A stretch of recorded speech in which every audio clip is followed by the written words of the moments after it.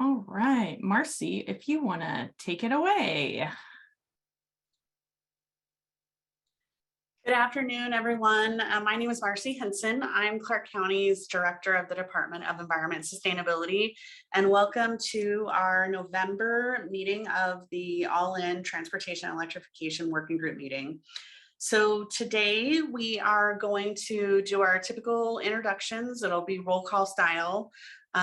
We will do a quick update on the working group. We're going to receive a presentation from Connor Tariche. Did I get that right, Connor?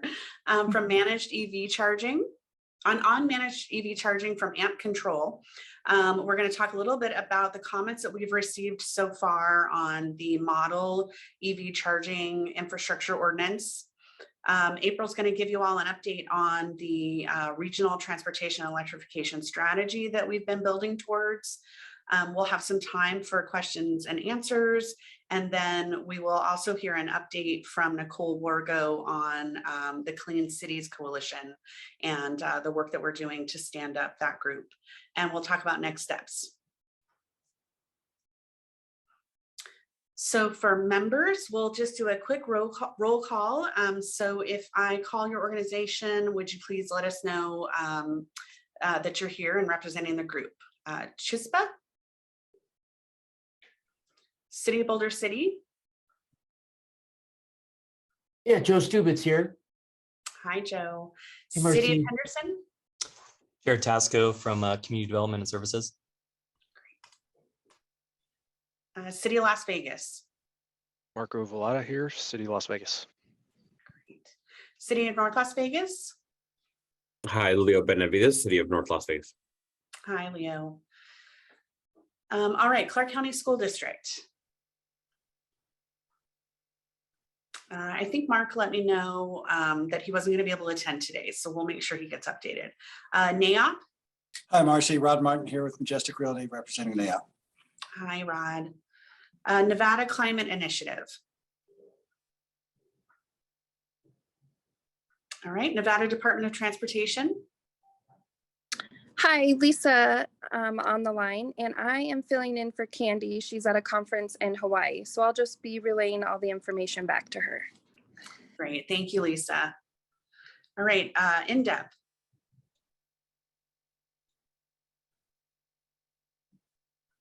NV Energy. Hi, it's Marie Spiels here. I think we got a couple other folks too from the team in government relations. All right, great. Yep, you got Devlin Donesh with government relations here.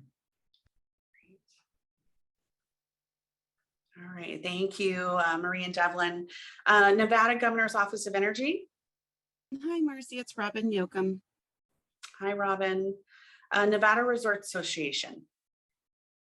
Hi, Virginia Valentine, Nevada Resort Association. Hi, Virginia. Let's see, next, the Nevada State Apartment Association. Regional Transportation Commission. Hi, everyone. Deborah Reardon with the RTC. Thank you. SNWA. Hi, Keely Brooks with SNWA. Hi, Keely. Hi. Southern Nevada Home Builders Association. Hi there, Melanie Quintero. Great. Oh.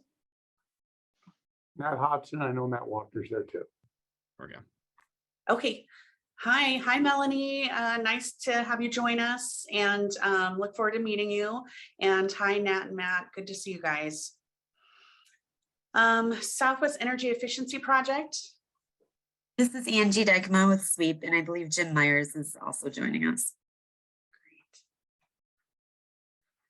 Great. Let's see, the Electrification Coalition. Hi, Will Dreyer here with the EC. Hi, Will. And last but not least, Western Resource Advocates.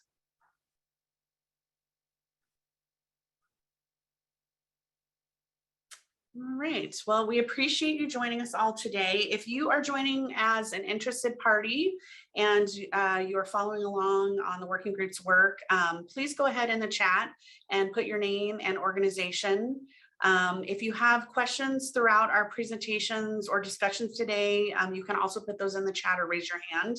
And then we've tended to keep these pretty informal. If you have a question during the discussion or presentation, that's fine. And then we also reserve question and answer and discussion time at the end. So, all right, thank you. All right. And for a quick update on our last working group, thanks everyone for attending. We had a really great turnout that was in person.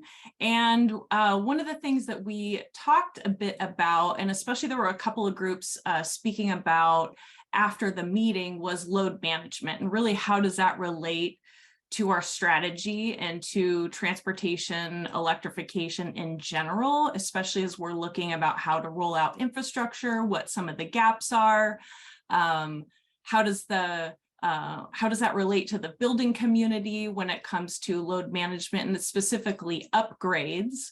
So the request was to have an expert come and speak to us just about load management in general, and then also provide us with some case studies of some of the work that they're doing. So we're thrilled to have Connor Tariche here. He's from AmpControl and was recommended to us to present to you all for the work that they've been doing. So I'll turn it over to you, Connor, and then afterwards we'll open it up for questions. Thank you, April. Share my screen. Okay, can you guys see my screen? We can. Great. So today we're just going to talk about what AmpControl is, the benefits of load management, the National Electric Code 625.42, and oversubscribing a network. And then we're going to close it out with some AmpControl case studies. So who is AmpControl? What we do is we're a charge management system. We're a cloud-based software, so there's no additional equipment required on site. We sell our services throughout the United States, Europe, South Africa, and working our way into Australia as well. So our trajectory, we were founded in 2019. In April of 2021, we were deployed at one of the largest fast charging sites in North America. And that's in the greater New York City area for a company called Revel.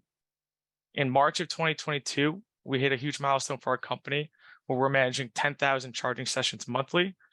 And then a few weeks ago, we were awarded a project with Watt EV. So we'll be optimizing the charging for their locations in California, which will be the largest trucking depots in the country.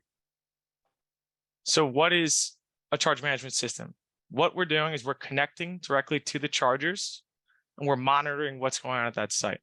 So we're monitoring the chargers, we're monitoring the vehicles, we're making sure that we're optimizing the charging sessions taking place for depot solutions. We're not focused on public charging network. We're not focused on residential. We're focused on customers that have multiple vehicles and multiple chargers. And this can also include workplace charging, multi-unit dwellings, as well as hotels and casinos. So because we're a cloud-based system, high uptime is very important. And what that means is we are connected to the chargers through a protocol, Open Charge Point Protocol.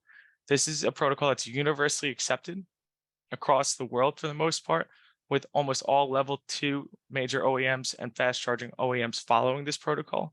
The reason for this is that you want interoperability between your charge management system and the chargers. You don't want to be stuck with one vendor for both. You can, that is an option, but this gives the fleet manager or the end user the freedom to switch out the charge management system, to switch out the hardware if they're not happy with someone. So it gives the end user more freedom to choose the equipment they would like to use.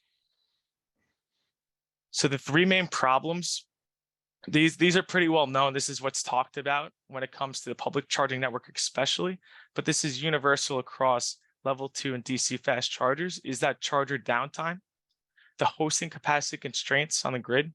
This is pretty universal around the world, especially on the coast of the United States and Europe. And then the limited vehicle and charger insight. So what's going on with your equipment? Is something not working the way it should be? And can you get notified before something actually breaks? So this is what a charge management system solution should solve, specifically for depot solutions, but this can work for other scenarios as well. So at the bottom are the inputs that we'd like to have, but they're not always necessary. It's very dependent on the use case. So if we have access to vehicle telematics, this could be through the vehicle OEM. This could also be through a third-party system like a Geotab, like a Webfleet, something along those lines. Then being able to pull in the vehicle schedules will help with optimizing the charging, determining that target state of charge, and making sure that you're charging during the most optimal times of the day or night based on those energy prices. So for most depot scenarios, you're going to be on a time of use rate, and they're going to incentivize certain periods of the day or night for charging.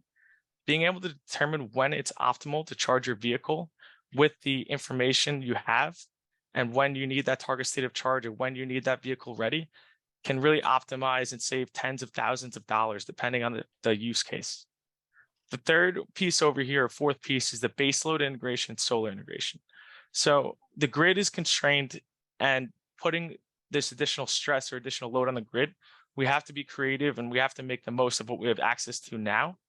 So being able to connect to a smart meter that's located on a building can optimize the amount of power you have access to, depending on where the project is located. So if you have one interconnection point between the charging depot and the building, you could connect to the smart meter, you pull that information into the charge management system, and then you ensure that you're maximizing the power the chargers have access to. Now, we never want to manipulate the load of the building, but this just gives you an extra piece of power or energy that you can really utilize during specific use cases. So what a charge management system does is the top here. So the charge management, like we talked about, the energy management, and the fleet management. When a customer is electrifying their fleet, the last thing they want to do is not have a vehicle ready or have that target state of charge or be notified when something goes wrong, because this is a different piece of their project or their company now. This is not their end goal for most companies. This is a small piece of it. We want to ensure that this is as smooth of a transition as possible. And that's why a charge management system is necessary. So the benefits of the charge management system to a couple of different groups here. From the grid operator, it improves the grid flexibility. From the site host, you avoid costly and timely interconnection upgrades. So, and then from the installer standpoint, if we can get equipment into the ground now, this creates more opportunities for you guys, and this allows you to test out equipment before you really scale up an opportunity.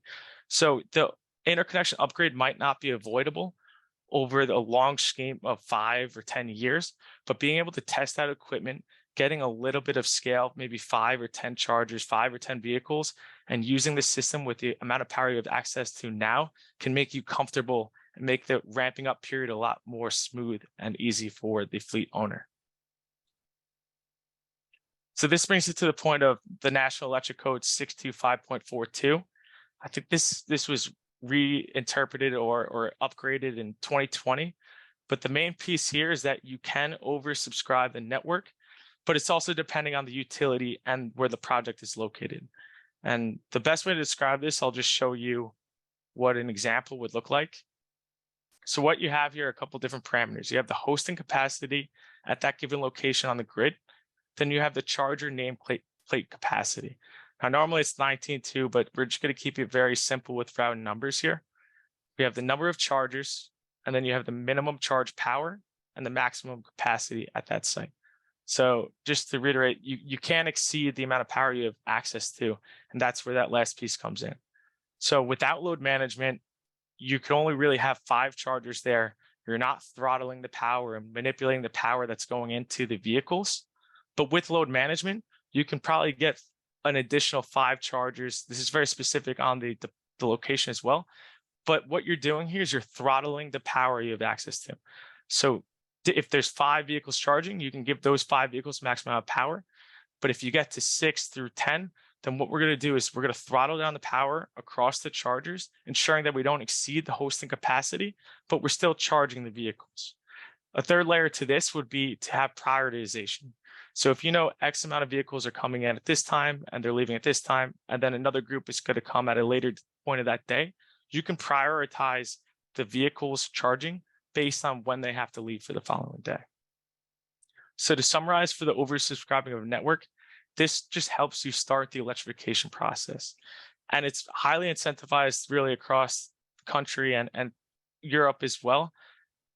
The interconnection upgrades, we're not saying that they're going to be completely avoidable, but this gets equipment in the ground, gets you comfortable with the software, with the hardware. You understand how the vehicles will act, and it just gets everyone comfortable with what's going on with regards to fleet electrification or vehicle electrification for that matter. So we don't really have to dig into this in great detail, but we're going to distribute this after the call. And if you fall into one of these categories, this is kind of what you should be asking or what you should be looking for dependent on your use case. So this is kind of what we cover at AmpControl. That's why there's not residential charging. That's not why there's no public charging on here. But the fleet, hotel, workplace, multi-unit dwelling, those are pieces where you should be asking about these specific features and asking if they don't have them now, when will they have them? And asking how they work and what is the process of implementing it as well. So there's a lot here. We don't really have to talk or cover everything here. The grid services is another piece that we could touch on briefly, where you're going to want to be able to make sure that your charge management system is Open ADR 2.0 certified. Now, this might not be required for where the specific projects are in Nevada, but this is required on the East Coast in New York. It's required on the West Coast of California. And this ensures that your charge management system is forward thinking, and they're making sure that they have these demand response, these V2G type scenarios in their forefront on their roadmap. They're looking at this and they're thinking about how they can implement this into their system and into your solution. So just a brief overview of demand response, we're not going to touch V2G, is that if you are in a certain service territory, the utility can incentivize you not to charge during certain periods of the day or night. You can generate additional revenue through this activity or through this call window, which is normally 4 hours.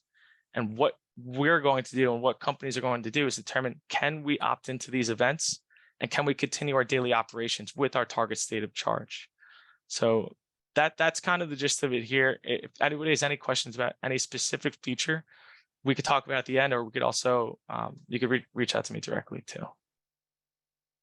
So now we're just going to review a couple of case studies about how our system is specifically used, but this is kind of where the market is and how charge management systems are used in the United States. I think we have one in South Africa as well, but this is a company called Revel. So they are a ride sharing company based in, I don't know if they're in Miami, but this depot is in the greater New York City area in Brooklyn. They have 25 Tritium fast chargers, 200 Tesla vehicles, and very high demand charges. So what we do here and what you're looking at on the map or on this chart on the right is that we set a variable network capacity depending on the time of day. So most of the Revel fleet is charging overnight. So they set a higher hosting capacity at that nighttime period.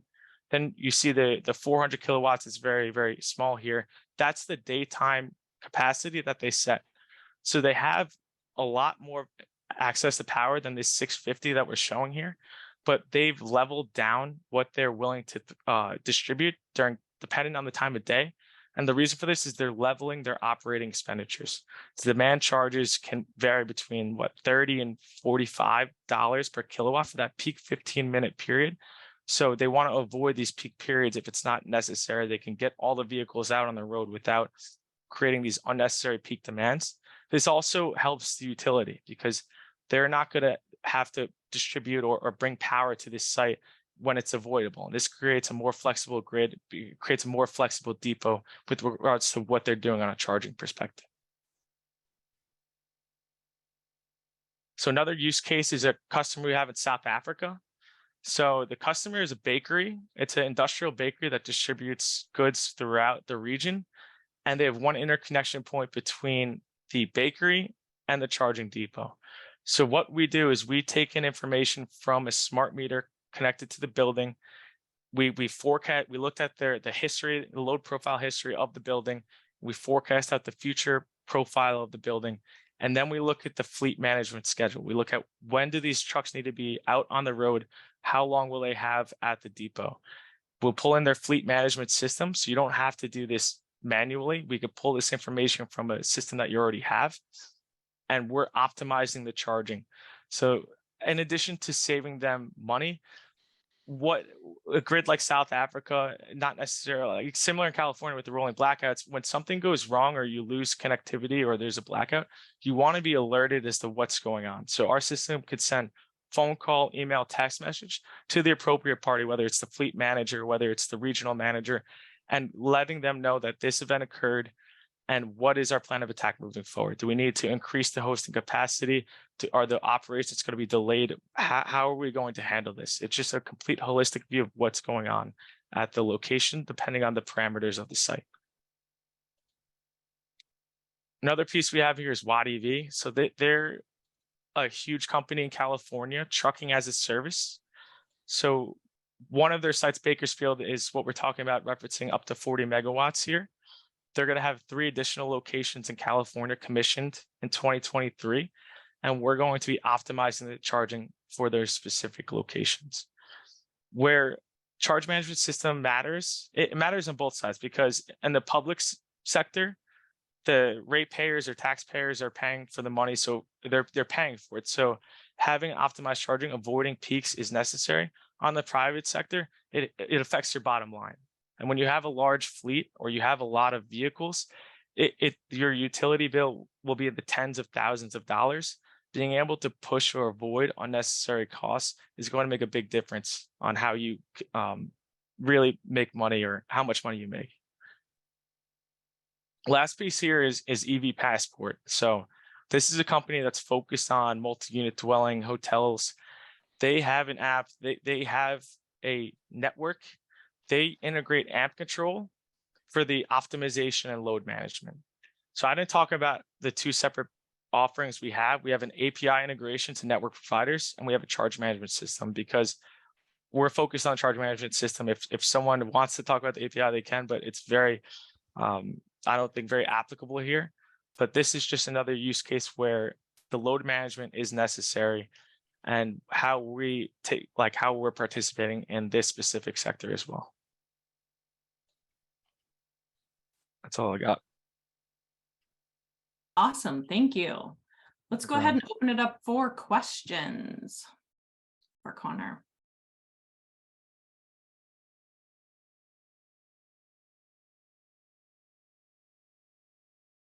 Anyone have any load management questions? Yeah, Joe. Yeah, hi, thanks for the presentation, Connor.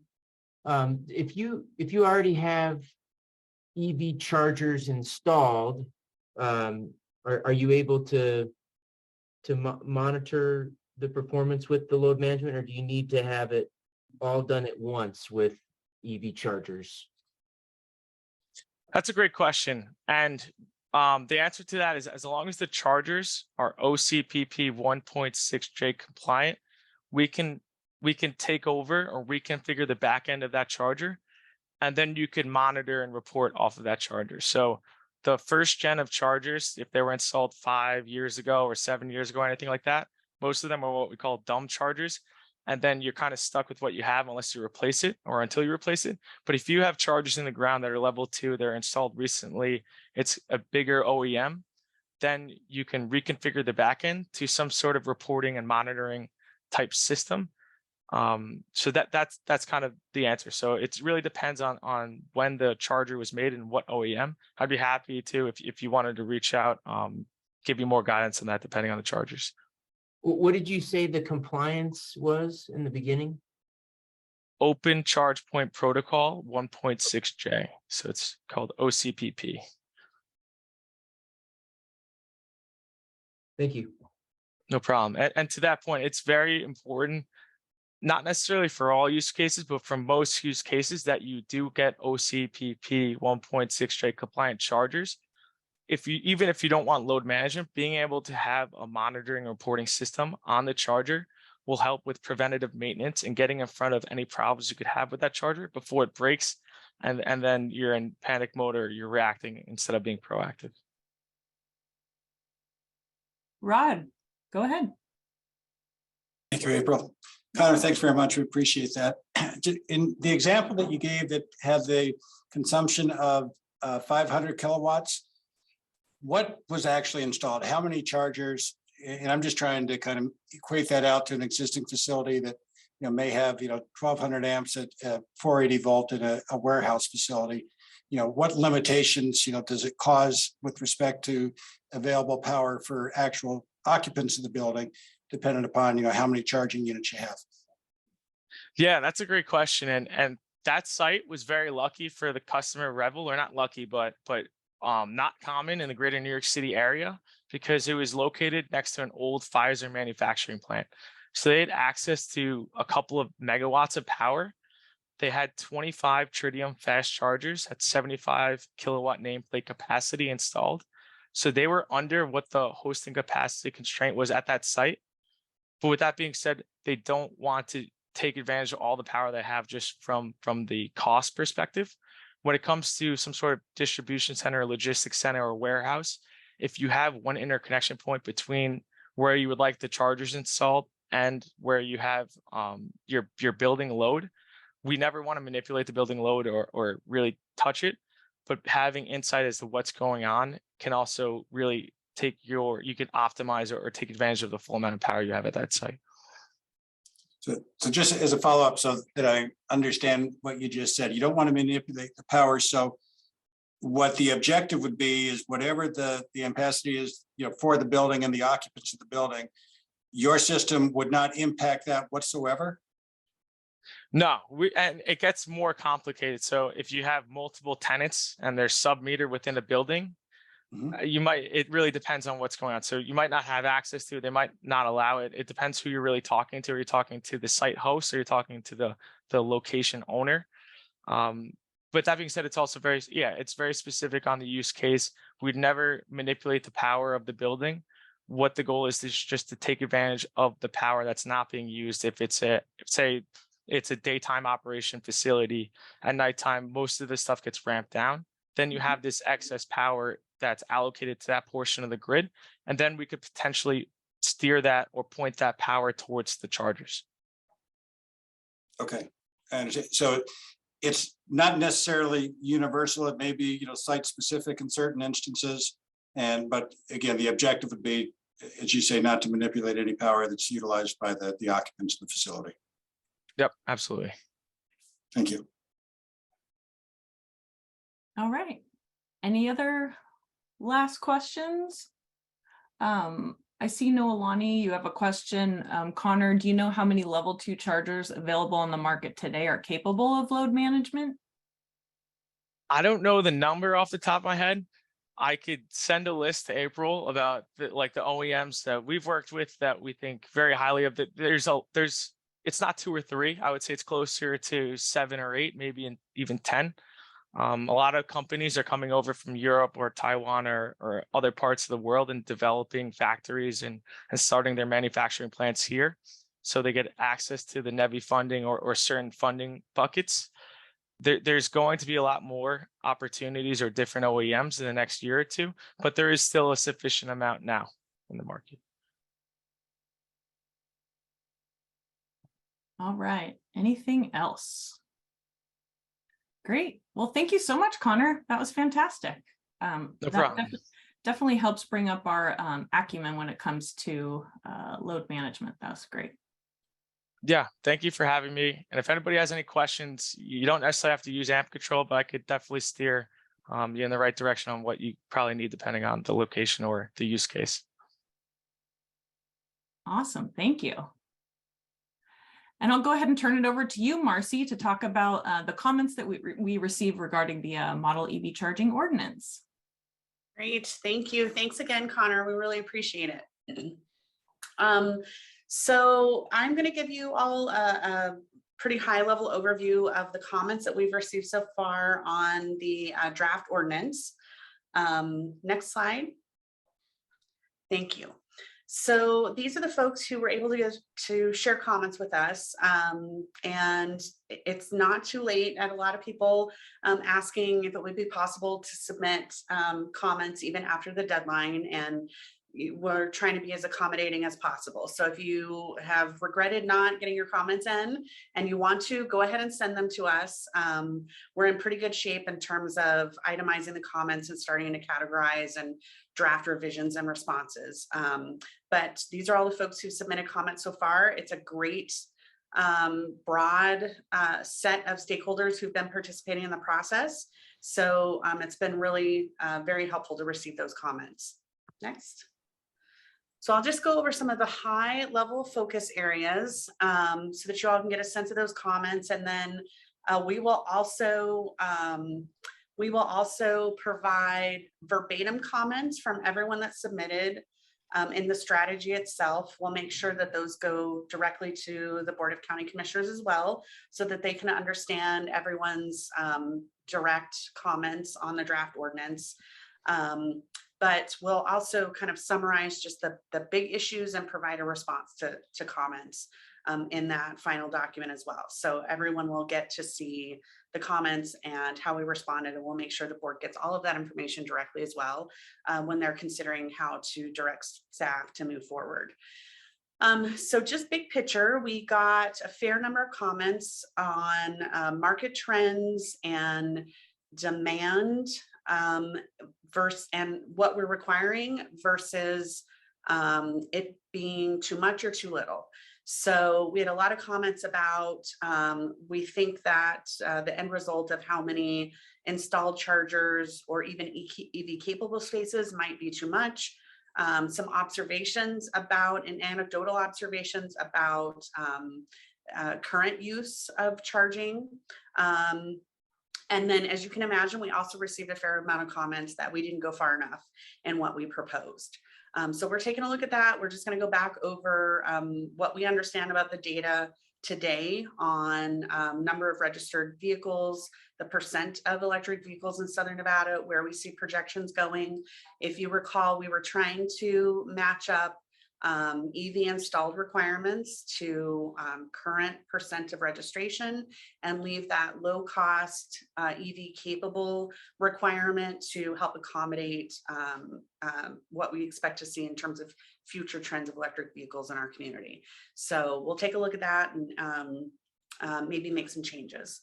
So we also received some data from one of the groups who commented on a study that was released in July of 2021, I believe, that shows that our community needs about 16,000 non-home chargers by 2030 to accommodate what we expect to see in terms of market transition here. So that was all good information. You know, we'll go ahead and take another look. One of the other big areas that we received comments on was about options for including processes for waiver of development standards, variances, alternatives to compliance, or exceptions. And so I won't go through each one of these, but just in general, we had a lot of great comments about would there be any accommodations for waiver of development standards. There are always site-specific issues that arise on development projects. Not one category of projects is exactly the same from development to development. And so we received those comments. We also received comments about the applicability of the proposed ordinance on things like public facilities. So we're taking a look at all of those. I think conceptually, we will probably move forward with including a waiver of development options and alternatives to compliance. Alternatives is something that's probably going to be seen a lot more in the Title 30 rewrite. And so that'll just give folks some flexibility in what they're proposing. And if the requirements don't work at a specific site, that maybe a waiver of development standards process would be appropriate. Next slide. So we had some questions about definitions and making more clear this idea of when the requirements are triggered. So what we were trying to communicate about the number of parking lots that would trigger the requirement of the EV infrastructure. And so we'll try to clean that up a little bit, make that more clear. We had some questions about the calculation itself the percentage, and then also the adding of additional spaces per additional spots. And so that, I think folks made a good point about we might be making it more complicated than it needs to be. So we're going to take a look at trying to simplify that and make it a little bit more straightforward and less cumbersome when calculating potential requirements. We are working through some ADA issues. So what we have learned is that there are not specific requirements in federal law about EV charging accessibility, but there are general expectations under the ADA of how to make amenities like EV charging spaces accessible. So we're working with our GA's office on that. Some of the other cities gave us some really good feedback on that as well. And then how do you square this issue of what's required under ADA with the idea of providing maximum developer discretion? So we're trying to work through those issues to hopefully end up having the best of a little bit of both worlds. One of the other set of comments we got is providing more segmentation of building types and individual definitions of developments. So for instance, we had kind of, for ease, just put developments into big categories, commercial, retail, single family. And as some of you know, particularly those of you who use the Clark County land use table, we make it far, far, far more complicated than that. So we've been working with comprehensive planning on maybe updating this per the use table. We're working off of the proposed updated use table for the Title 30 rewrite. One of the things that we've been talking to comprehensive planning about is incorporating this ordinance into the Title 30 rewrite, since at least from a county perspective, we would be looking to move this forward based more on the zoning code than a building code approach. So that Title 30 rewrite will probably be done in the springtime. So we'll work with them on those updated use tables and make sure that it's more clear of what the ordinance is required for each building type, and we'll match it to that use table. And everyone will see that when we make revisions to the proposed ordinance. Another category of comments we got was based on enforcement, and particularly things like how deep are we going to get in the weeds of compliance when it comes to EV capable spots and whether or not the conduit was really installed, things related to enforcement of signage, and what we even intend to do in so-called private lots. So we're working with comprehensive planning and the building department on responding to those comments as well. So we got a fair amount of feedback about the advantages and disadvantages of including these requirements in a zoning code approach as opposed to building code. And there are disadvantages and advantages both ways. I think from the county perspective, we were leaning on and will probably move forward with including it in the zoning code, as I mentioned, as an update to the Title 30 rewrite. Some of the comments we got from the cities indicated that their preference might be to do something like this through the building code. And so, one of the things that we'll be responding to these comments is to make clear that this is a model ordinance and we want to make it as consistent as possible.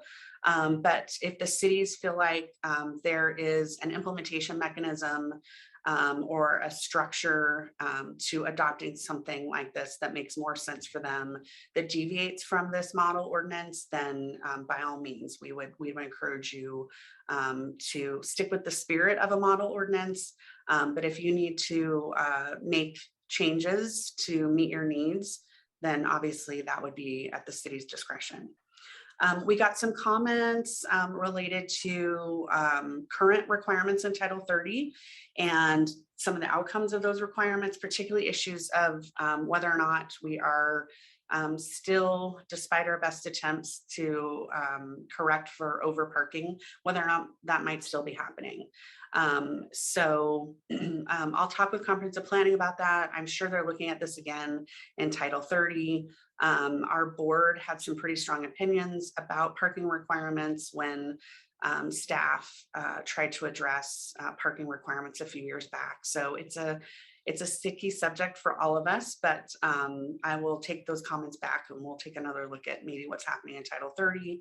And you know, I think it's noted particularly in Rod's examples that he gave us. I mean, one of my knee-jerk reactions as a previous assistant director of comprehensive planning is like, what in the world, we're over parking some of these industrial warehouse buildings. So I certainly appreciate that comment. Another set of comments that we got were related to costs. So we had received comments that continue to express some concerns about cost and making sure that we remain competitive in the region. That was coupled with some recommendations to make sure that we look at incentives. So one of the things that we'll be doing in the strategy itself, and that you'll see when April goes over it, is to make sure we list at least all of the current programs that are available to provide assistance and help to developers and those who want to install electric vehicle charging.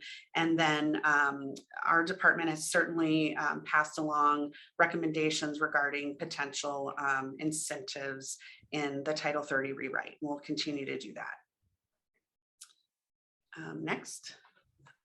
Oh, I'm sorry. Also on the cost, we did receive some feedback from some folks that felt like the cost information that we had received might not be completely representative or may include costs that are less directly related to the development. So looking for us to separate out and make more clear what the actual cost of the charging and the labor associated with the electrical to the charging, as opposed to some of these larger infrastructure costs.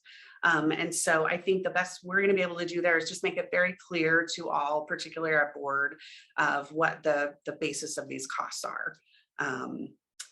But we've heard loud and clear that the full costs, including infrastructure upgrades, are important to the developers to have conveyed to the board. And we hear from the other perspective that, you know, it's just important to understand what the basis of those costs are and how much of it is actually related to the charger itself versus these overall infrastructure upgrades that might need to occur and things related to the line extension agreements.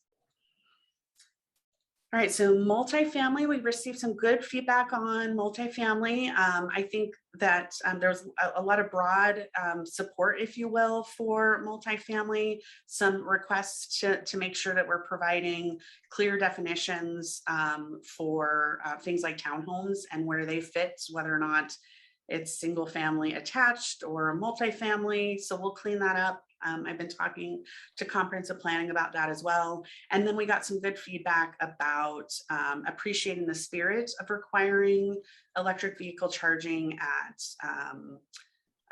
affordable housing multifamily projects or low income multifamily projects, but maybe that just contributing to the overall cost. And so, you know, we'll take another look at that and see if we need to make some changes there. We received some feedback about some development types already installing electric vehicle charging, so a requirement might not be needed. And then we had a question about looking at the approach to go from residential charging at home and public charging versus these charging hub concepts or depot concepts instead. So I thought that was a good comment, and we'll take a look at that. All right, so that's a summary of comments. So we're working through those right now, and we've sort of categorized the comments, and we are taking an approach of either clarifying, offering a revision, or noting the comment and the basis for why we are not going to change the proposal. I'm going to be meeting with comprehensive planning in the building department in the next couple of weeks to go over the comments that we received and propose responses, just make sure we're all on the same page there. And then I will probably do some individual outreach in between now and our next meeting to let folks who commented know sort of where we've landed on some of those. And then we will provide a revised draft in response to comments to the working group. We'll post it on our website as well so that everyone can kind of keep track.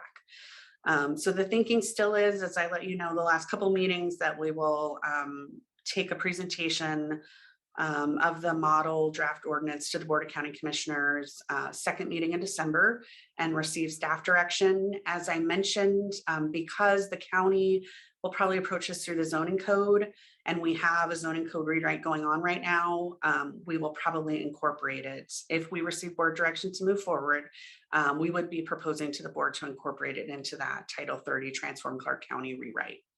And then it will be a model ordinance. The other cities would be welcome and encouraged to take where we started and modify it as necessary for their organizations to meet their needs, and move forward with adoption, or wait it out and see how it goes from a Clark County perspective if we do implement. But that's sort of where we're at in terms of timing and next steps on process. Great. Thanks, Marci. And we'll go ahead and open it up for questions. And we do have a question in the chat from Deborah regarding what's the new comment deadline and would next week work? Thanks, Deb. Yeah, I keep moving this deadline, but it's because I want to make sure everyone has a chance to give us their comments. So I will not be able to really get to anything until Thursday of next week. So I'll say Thursday of next week, the 17th. If you could get those comments to us, then I think that'll still give us enough time to incorporate them. Great. Regarding what? And then next, we'll go ahead and open it up to you, Jason. I know you have a question. Hi, Marci. Hi, Jason. Quick question. Thanks for the clarification that you provided earlier. On the next steps, I think there's one more meeting of this group that's officially calendared, if I'm not mistaken. Right. Will there be an opportunity at that meeting to have a sort of, once you've done the comment review, revision, responses meetings with comp planning, and generally where you're going to be headed, to talk again, or to better understand in the context of this group, how it will be teed up and presented to the Board of County Commissioners in December? Sure, absolutely. And I just wanted to mention one thing. This is certainly not directed at you and all the good work that you guys are doing, but more broadly, we're starting to see as industry, if we use by way of example, a lot of the important work that the Southern Nevada Water Authority is doing on the issue of water conservation and hitting water conservation targets, that there is incongruent adoption and progress on various initiatives among the member agencies. I know everybody's sort of collectively working towards the same goal, but with something like this and standing out a model ordinance, I just wanted to emphasize for those who may be listening that when you have inconsistent standards across jurisdictions, and in this case, if your building is on one side of Sahara versus the other, and there are substantive cost-based requirements, it does create competitive disadvantages among industry, and it can function to limit development opportunities. And so to the extent it's possible to support a regional model and encourage cities to adopt, if the county does ultimately move forward and adopt, I think consistency is going to be really critical from an equity perspective. So I appreciate the opportunity to make those comments. Yeah, we appreciate that, Jason. I mean, we completely agree with you. We're trying to just also respect the cities have maybe their own considerations and needs. So we're doing everything we can, including offering up consistent language, and we hear you loud and clear. I know they are also very sensitive to that as well. And so, hopefully we've put together a pretty good model and we can incorporate as many of their comments as possible. And so maybe any deviations would be hopefully pretty inconsequential. Great. And Matt, I know that you have a question. Yeah, thank you. And it sounds like we're going to have some continued conversation about this, but I was hoping that maybe as much as you have thought through the solution, you could kind of orient us to where we are in the conversation. When an area has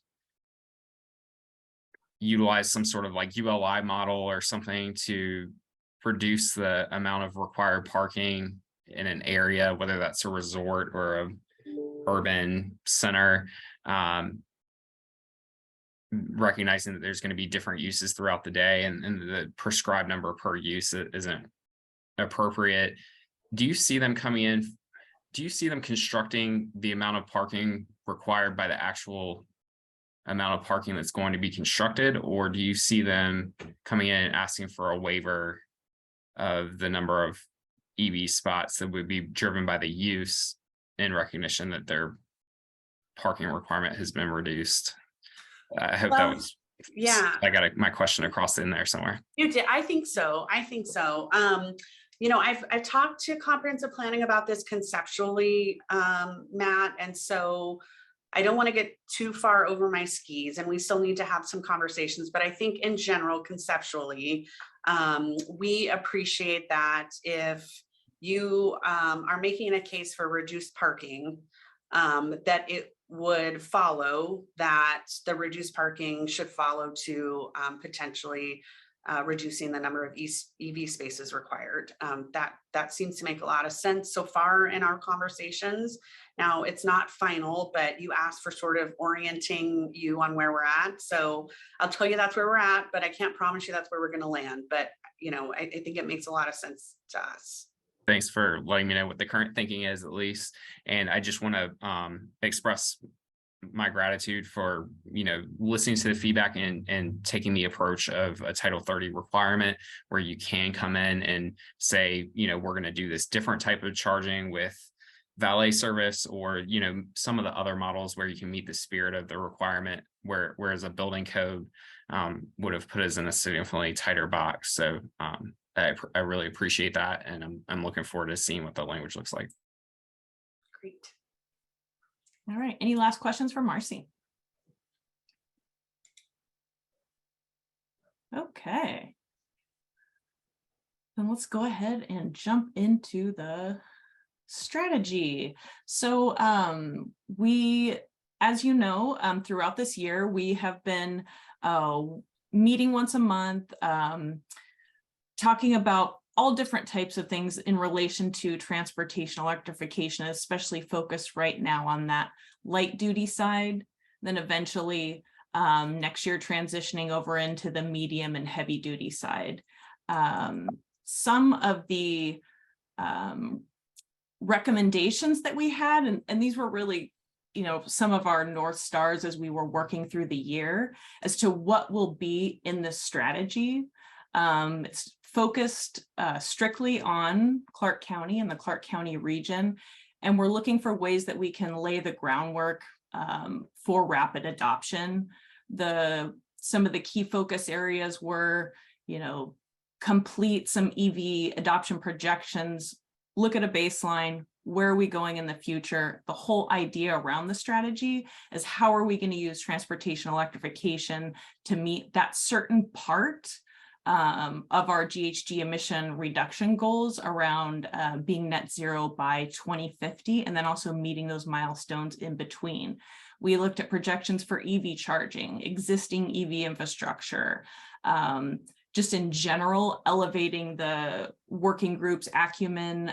We had our monthly presentations talking about everything from best practices around site walks to installing at multifamily to public charging, you name it. We, as we were just discussing, we developed a draft model EV infrastructure ordinance. We've already received comments on those.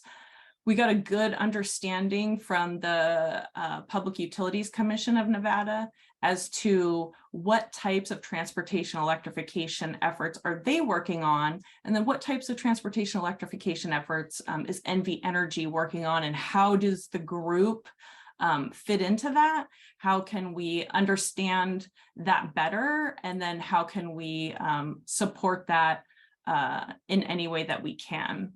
We also looked at the economic and workforce drivers behind transportation electrification. So what does it mean to get investment dollars into our region as we're looking to grow this space, but then also the workforce development that's needed around that. We've spoken with government agencies, talking about their own individual goals, and then where are we looking to collectively go as a region, and then launching the Clark County Clean Cities Coalition. So the strategy, just to boil it down to a few areas of the contents that you'll see in there, that is also going to make up all of those recommendations that we just looked at. Some of the things that will be covered in there is the current transportation electrification policies, incentives, and plans that have been taking place at the state and local level. So there's already a ton of work being done in this area, and especially by each of you stakeholders. Some doing, have been working on it for years, specifically in this space, or some are brand new to the space. So it's really great how we've been able to leverage that collective input regarding transportation electrification. And then also just a little more focus on that local level, since this is really the first focus on Clark County around transportation electrification from a large group of stakeholders like this. It's how can we develop really a baseline as a region, but then also as the individual jurisdictions as well. We looked at barriers to EV adoption. You may recall early on in the year, it was actually in December of last year, where we launched a survey asking about, where are the particular areas that you feel as a stakeholder that you can contribute the most? And then what are some of the biggest barriers that you see of reaching those goals? And then the strategy also provides recommendations. Again, the focus and the whole reason why we're all here and focus on transportation electrification is really to support those state goals, and then also the shared goals that Clark County and the region have adopted. So the 2025 goal, the 2030 goal, and the 2050 goal, because it's great to think about that 2050 goal, but it's fantastic that in between then we've built in some shorter term milestones, because 2025 is really right around the corner. And that's where we're looking to make our first big impact. When it comes to transportation emissions, specifically in Clark County, so we have a third of those that are focused just on transportation. So of all of the emissions in Clark County, a third of those are coming from transportation, which is one of the key reasons why the working group was launched. We focused on light duty emissions first, and the reason why is because of those transportation GHG emissions and other particulate matter. 50% of that is coming from light duty vehicles or passenger vehicles. So we felt that let's focus first on what we can do in this light duty segment. And then I mentioned the survey that all of our stakeholders participated in early on. And there was a key question, which is, where as a group do we want to focus our collective efforts? And the number one area where everyone decided that they want to focus is on EV charging infrastructure planning. So that's why our focus has been so strongly there over these last many months. It's also great to see that education and outreach has come in second, because, if we're not in a position to be able to promote the adoption of electric vehicles and get the word out to our community about that, the benefits around them, we're going to see a slower adoption rate. So there are already great organizations that are doing education and outreach in this area. And I think it will be really key to see us grow those efforts as a Clark County region too. So we looked at projecting EV adoption starting in 2025 and going all the way out to 2050. So we have the years listed here. We have what the percentage of light duty sales would be, the annual new EV sales that would be required to meet that 2050 goal, and then also total EVs. So what this column is really focusing on is the cumulative number of electric vehicles that we need to have in the Clark County region in order to be net zero by 2050. So you can see here the 92,000 by 2025. So if we do a little deeper dive into that, looking at these projected cumulative EV registrations. So for 2022, we have about 20,000 electric vehicles. That was as of July, and we'll be getting the new DMV numbers at the end of this year. But you can see here that we're really needing to jump on the fact that if we want to meet the GHG emission reduction goals, that we're going to need to grow this by 4 times within 3 years just to be able to be where we need by 2025.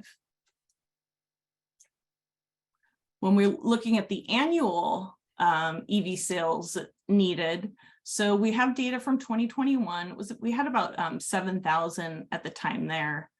But within 3 years, we're going to need to have 25,000 electric vehicle sales per year. Again, we're awaiting the 2022 data from the DMV. So we know that that number, the 7,000 number, will have increased. But again, we're looking for, in order to meet our short-term goals of 2025, we're going to need to be at that $25,000 EV number just within 3 years.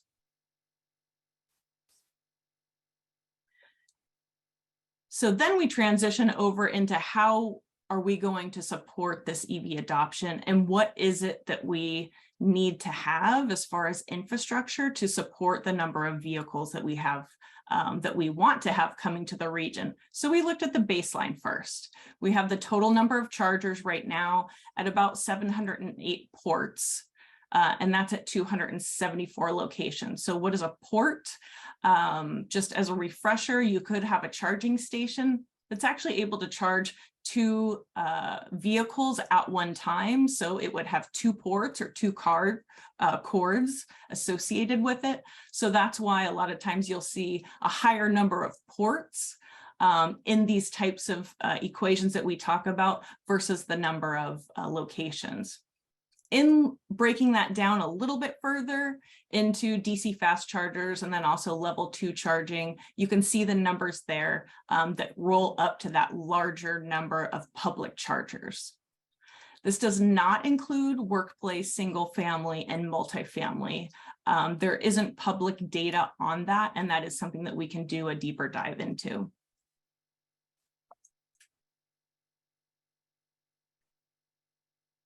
We also looked at the public EV chargers by jurisdiction. You can see that list there. And what this does is it gives us a baseline as to where each region to start planning their own goals around transportation electrification, the infrastructure that they're needing, how they can, where we can start from. So then we took that information and we said, let's go ahead and make a projection on our EV charging needs. So looking at workplace level 2, public level 2, and then public DC fast charging. And so by best practices, you should have about 1 charger for every 11 electric vehicles out there. And you can see kind of where we're starting at in 2022 and just where we need to be in a few years. So that is an incremental jump that we will need to be making. And so I would say maybe the key there is urgency.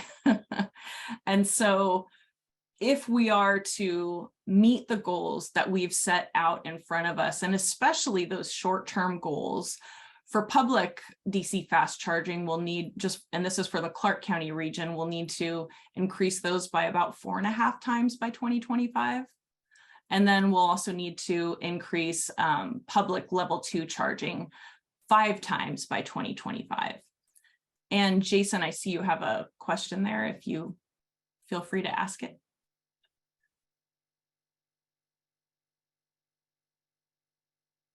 All right. Maybe he's holding off on that question. Sorry, April. Oh, no. Having some tech difficulties. I was actually trying to unraise my hand because it sounded like you were close to finish. I didn't want to interrupt you.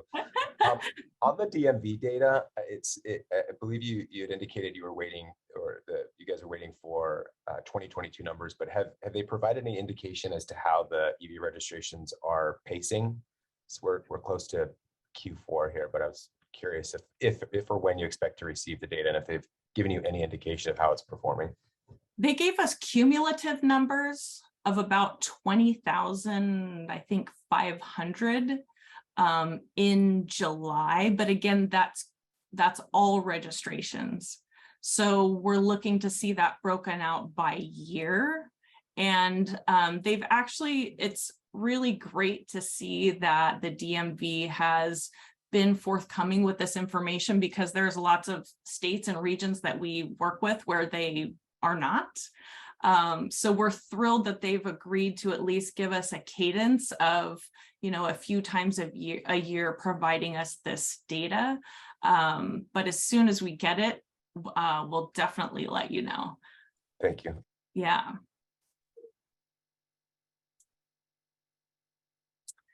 So in looking at the key drivers that we'll need to accomplish our goal around policy, the fantastic thing about Clark County is that there's already so many policies and work that's been set that really demonstrates to us all and to the region that transportation electrification is a priority, especially when it comes to GHG emission reduction efforts. From an economic development standpoint, just in this year alone, where we've seen all of the investments coming from the federal level, we know that the Department of Transportation, they're taking advantage of that NEVI funding as well, which is fantastic. NV Energy has a number of programs, as you know, around transportation electrification that fleets can participate in, so which is great. Also, Clean Cars in Nevada, with that, we'll be seeing a stronger availability of light duty options in Nevada, and especially in Clark County. And that is something that we really need. We need our residents to be able to see vehicles driving around, different vehicles driving around for different use cases, some light duty trucks, SUVs, and so that we can demonstrate that there really is an electric vehicle for every type of need that you have. Also around in that economic development, either leveraging grants that are currently out there, but then also working collectively together to develop incentives so that we can continue to grow the adoption of electric vehicles in the region. Workforce development, there's a handful of efforts that are taking place, and it'll be great to see the number of those increase as we move forward. it was really exciting to hear from the New Car Dealers Association, and we presented on this a few months ago, but in talking about the market share that they're seeing electric vehicles have, because what we know then, if we think back on just those numbers a few slides ago, we are going to see a continued uptick in the adoption of electric vehicles. So we have to do something now in thinking about how we're going to support this growth. So for example, the Auto Association said that, you know, battery electric vehicles or all electric vehicles for the first time in Q2, they've actually met the market share of just standard hybrid vehicles. The electric vehicle market share for Nevada is actually outpacing the market share market for the nation when it comes to electric vehicles. For the first time in the top, 6 potential cars that were available, 2 of those were electric vehicles. And then Tesla is seeing an exponential growth in their sales while other makers are currently dropping. We touched a little bit on education and outreach, and the Clean Cities Coalition is really going to be key for next year as we move into how are we going to be growing the adoption of medium duty and heavy duty vehicles that are coming to market. And then with the working group in general. So as I mentioned before, there are so many amazing experts in transportation electrification that are part of this group. And it's ensuring that as we move forward, that we keep this momentum going and a focus on transportation electrification, because if we are looking at meeting those milestones through the 2050 to be net zero, that's really going to be important.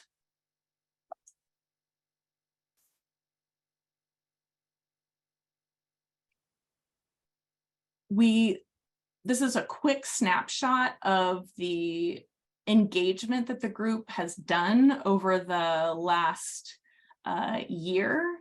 The presentations that we have had, especially from stakeholders, has been great to help us as a collective group understand what's been done already, who's working on particular projects, and then how can we get involved. And then this shows just what we've had through the balance of this year as well. So thank you for everyone who has participated in those. And then just wrapping up on next steps, we're finalizing for the strategy and some of the city data. So we're looking at getting business use case counts for each of the segments of buildings within each city's jurisdiction, and also some of their fleet counts. So as soon as we have that, we're adding that into the strategy. The strategy is a document. So right now it's at about 60 pages. It's pretty comprehensive. We are going to be circulating it for everyone to give their input. And when I say it's at 60 pages, I think really the point behind any strategy is not how large it is, but that we're focused towards one goal. I was just in a strategy session this morning too, and we were talking about that same thing. So it's not, how big it is. We're looking at what are some actionable items that we can do, and really that we have the support as we're moving forward to go ahead and do that. So I'll stop there and I'll just open it up for questions.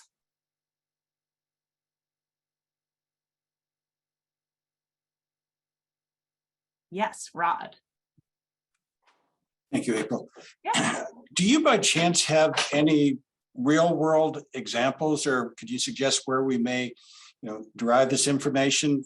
Just understanding, from a cost perspective and installing these, relative to the return on costs, recognizing, what type of revenue, the owner of these facilities may be receiving, whether it's directly, to them, whether it's using, a third-party service, whatever it may be. But do you have any real-world examples of that? Yeah, we do have some examples of that, and I can make sure that we include that in the strategy as well. And then if you want me to send you some just separately, I can do that, but we'll make sure that that's included in the strategy as well. Okay, that's great. Thank you very much. Yeah.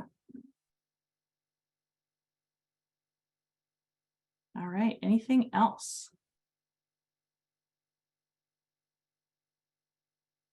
Okay, and then I see a comment from Deborah, the Human Services Transportation Plan, including fleets for nonprofit and public transit providers. She'll share that via email, so that's great. Yeah, and April, I actually coordinate or facilitate a quarterly meeting of those providers. So our database great. includes like over 100. So some of them are really small fleets, but I'm happy to share it with you. That's awesome. Love it. Fantastic. All right. April, it's Marie. One quick comment. One, thank you for that and for all the time and work on this. So just so everybody knows, I know a lot of folks are actually interveners in the docket, but the transportation electrification plan that we talked about in September, the deadline for intervention is next Wednesday, November 16th. Okay.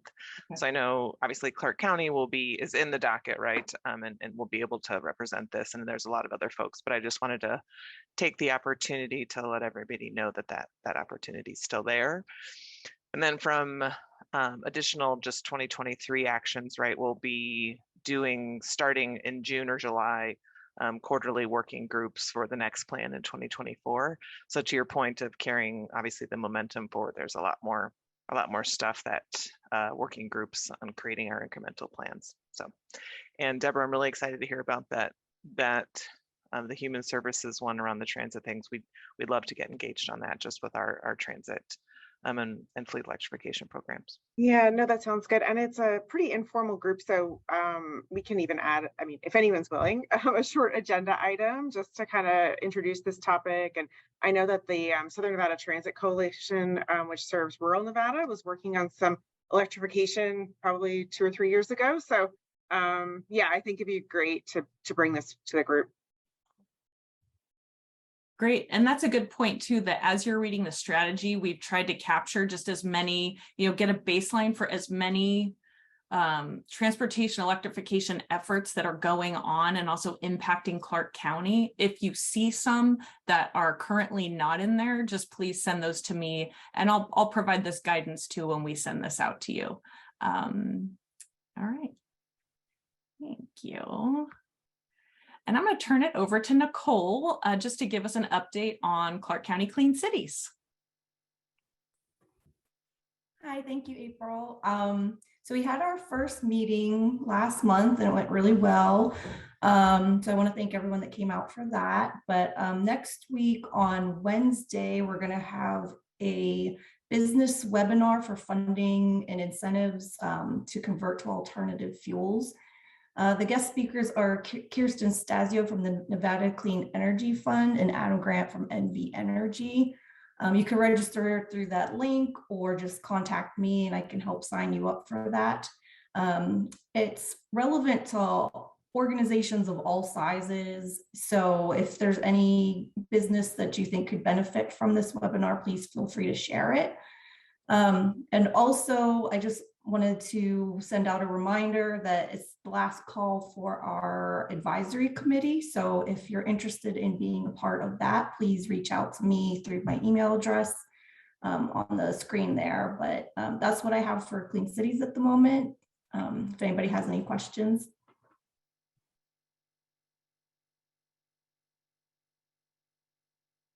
Did you drop that link in the chat? Yep. Let me just pull that up and then anybody else? All right. I would just say as your participation on this group wraps up, this is a great segue to be on Nicole's advisory group. Yeah, exactly.